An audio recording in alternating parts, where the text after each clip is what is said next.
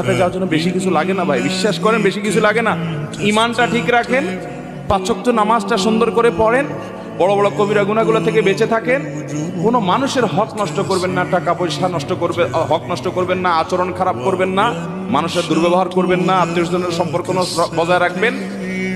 বাস এই মোটা কাজগুলো করেন, জান্নাতে যেতে পারবেন। আর আমল, সুবহানাল্লাহ, আলহামদুলিল্লাহ, জিকির, তাসবিহ, তেলাওয়াত, কোরআন খতম, মাহফিল শোনা, ওয়াজ করা, ওয়াজ শোনা, দান দক্ষিণা করা, তাহাজ্জুদ পড়া, নফল আমল, দোয়া, জিকির করতে করতে পাহাড় নিয়ে যাবেন।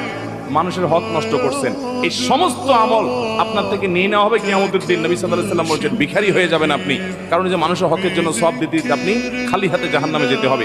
এজন্য মানুষের হক কখনো নষ্ট করব, প্রতিজ্ঞা করব তো ইনশাআল্লাহ, কোনোদিন মানুষের হক নষ্ট করব না, বোনের হক নষ্ট করব না, ফুফুর হক নষ্ট করব না।